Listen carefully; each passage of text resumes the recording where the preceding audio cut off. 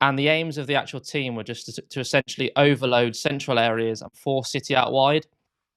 And by forcing City out wide, it meant that they had to run against the likes of Wan-Bissaka, and we all know how good Wan-Bissaka is in 1v1 duels. He's one of the best in the world, and you just essentially can't get past him.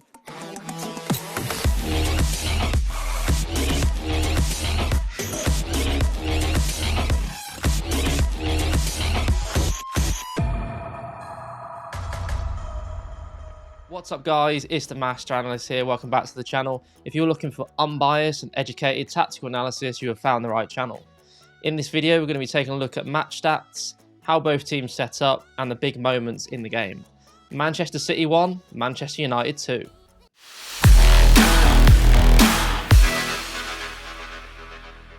Right, so if you want to take a look at the starting lineups for both teams, they're both set up in a 4-2-3-1. If you want to take a look at notable changes for both teams, I'd say two central defenders for Manchester City, Ake and Stones came in, and then also Kovacic came in central midfield. Manchester United, Varane and Lisandro Martinez came in. They've been pretty much injured all season. And then one thing to actually look at for Manchester United was the fact that they didn't have a recognised striker. So we'll look into that throughout the video. In terms of actual match stats, you can obviously see the ball possession. Manchester City were always going to dominate that. But in terms of expected goals, that is something you would not expect, especially because they had more shots. But it just goes to show that they were shooting from distance and they were essentially forcing it because of how well Manchester United defended. So if you want to take a look at the match stats, they're there for you to see. Nothing in terms of like notable things to look at. Obviously, big chances. Manchester United actually edged that 2-1, and that's essentially how the game panned out. But if we want to actually look at how the two teams actually set up, Manchester City, I've actually got here that they set up in a 2-1-2-4-1 formation. The system is essentially designed to create overloads and space in the wide areas for Guardiola and Silva hugging the touchlines, but in those wide areas, City actually lack the pace in 1v1 areas. Like I just explained, Guardiola and Silva don't actually have the pace for 1v1 scenarios, and in those scenarios, they'd be taking on Wan-Bissaka, and I think everybody knows how good he is in 1v1 duels. Also, Kovacic, he's perfect for controlling the game, but in terms of actually progressing the play, too many of his passes were just sideways and safe. I noticed that Bernardo Silva became frustrated and actually began going deep to start the attacks himself, but this actually overloaded central areas and in turn just made central areas even more congested. Obviously, if we look at the Doku substitution, that completely changed the momentum of the game, as it so often does, with John Stones actually joining the midfield. With his pace and constant runs from Doku, it actually dragged multiple United players over to stifle him, which in turn actually created well-needed space for his teammates to exploit and actually open the opposition up. If you actually look at Manchester City out of possession, similarly to the previous games, it was a 4-4-2 with De Bruyne joining Haaland to force United into going long and giving up possession. However, with Bruno Fernandes actually coming deep as a false nine for the opposition, it actually created a midfield free for United at times. And this actually led to Kovacic and Rodri actually becoming overrun in midfield. Once Man United were actually able to bypass the City press and evade the central midfielders, they actually had endless space to attack. And the likes of Mainu and Bruno Fernandes had loads of space to run into. Kyle Walker actually drifted into midfield to try and help this problem, but it only left spaces for the likes of Marcus Rashford and eventually Mainu to exploit. Looking at Manchester United in possession, they actually set up in a fluid 4-2-3-1 formation with constant rotations.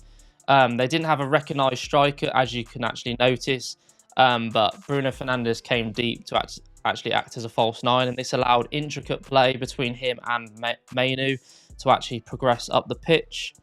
It also allowed the likes of Marcus Rashford and Garnacho to stretch the pitch in wide areas and utilise their pace in behind. Scott McTominay actually acted as the focal point in attack to obtain the attention of the central defenders for the opposition, essentially just distract them and allow the wingers to run in behind.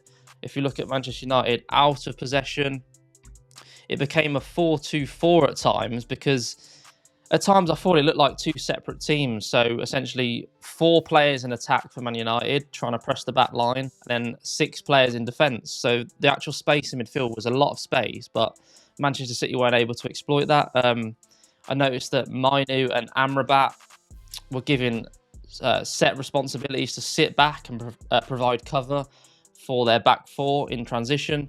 And Amrabat was actually, I believe, he was told to essentially just follow Foden everywhere and act as a man-marking system. He just wanted to stifle his effect on the game and just essentially follow him everywhere. And he did a very good job at that, because Phil Foden didn't really have much of an effect on the game. And the aims of the actual team were just to essentially overload central areas and force City out wide. And by forcing City out wide, it meant that they had to run against the likes of Wan-Bissaka. And we all know how good Wan-Bissaka is in 1v1 duels. He's one of the best in the world, and you just essentially can't get past him. Okay, then, let's take a look at the big moments in the game, the decisive factors as to why Manchester United were able to come out on top. Starting off with the actual first goal for Manchester United, as you can see, Garnacho is clearly onside.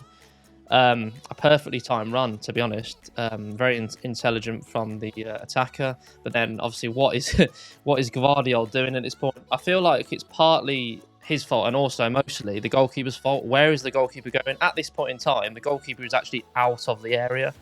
So even if he headers it back to him, he's going to be handballing it. But fair play to Garnacho for anticipating the danger and actually pressing.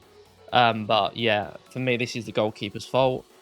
Then he's able to obviously tap the ball into an empty net. And then from that point on, this actual game plan for Manchester United is perfect, because they just have to sit back and soak up the pressure, and then Manchester City are essentially forcing the game.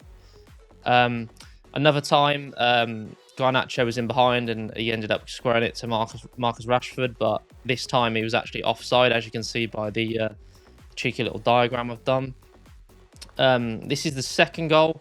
An unbelievable switch from Marcus Rashford, switches it over to Garnacho, which is like what I described before, where they were stretching the pitch. As you can see, there's no recognised at number 9, but they've still got space in the wide areas. And then at this point, it's essentially 4v3, because as you can see at the bottom, Kyle Walker is nowhere to be found. Bruno Fernandes, he's got loads of space on the edge of the box. And this, honestly, it was basically a no-look pass. A first-time no-look pass to Mainu. It was unbelievable. And it just put it on a plate for him. And then obviously, as you can see again, Kyle Walker, nowhere to be found. And a fantastic first-time finish for Mainu into the bottom right corner, with the keeper going the other way. At this point, obviously, Doku is on the pitch. So he's trying to create all sorts of problems for Wan-Bissaka. And at this point, he actually does. He goes on the outside where the space is. He cuts it across to Erling Haaland, and he does a first-time shot, and it ends up hitting the bar, which is quite unfortunate. This is the first goal and the only goal that Manchester City were able to get. Doku, once again, creating problems. He identifies a space on the inside. He runs inside. He gets a shot off from outside the box, and he ends up curling it away from the goalkeeper. A decent shot, but for me, Onana has to save it. He ends up pushing it into the bottom corner. And it's a nervy finish for United, but obviously in the end, they were able to hold on. Right, analysts, that wraps up another analysis video. In terms of concluding thoughts, I just want to say that City looked completely off the pace. I thought they just gifted United that goal and gave them hope from that defensive mistake. But though full credit to United for their defensive acumen and their tactics in terms of stifling the opposition. I thought that Amrabat did a superb job in man-marking Phil Foden, and also Mainu and Fernandes bossed that midfield battle completely. Also, a shout out to Wan-Bissaka for his 1v1 defending. But yes, guys, I just want to say thank you to the loyal subscribers that are always tuning in. Also, the new ones, don't forget to like the video because it spreads it to a wider audience. Comment down below your opinions on the game. You don't have to be a United fan. Subscribe, press the bell notification so you never miss an upload. And I will see you guys in the next video. Peace.